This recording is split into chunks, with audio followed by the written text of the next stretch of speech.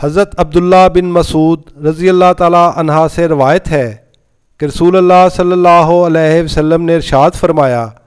قیامت کے دن جب حساب کے لیے بارگاہ خداوندی میں پیشی ہوگی تو آدمی کے پاؤں سرک نہ سکیں گے جب تک کہ اس سے 5 چیزوں کا سوال نہ کر لیا جائے گا۔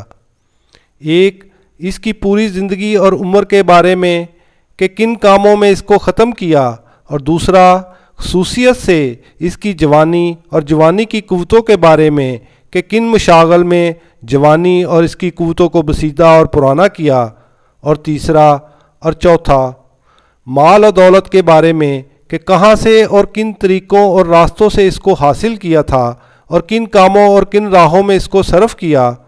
اور 5واں سوال یہ ہوگا کہ جو کچھ معلوم تھا اس کے بارے میں کیا عمل کیا۔ تشریح: ہر شخص اپنی زندگی، اپنی جوانی، اپنی آمدنی و خرچ اور اپنے علم و فہم کا دنیا ہی میں محاسبہ کرے اور ذرا سوچے کہ دربار خداوندی میں کھڑا کر کے جب مجھ سے سر محشر یہ سوالات کیے جائیں گے تو میرا حال اور انجام کیا ہوگا۔ اللہ تعالیٰ اپنی رحمت اور اپنے کرم سے آسان فرمائے، ورنہ امتحان اپنی نوعیت کے لحاظ سے یقیناً بڑا سخت ہے، اور صرف وہی خوش نصیب بندے اس دن رسوائی سے بچ سکیں گے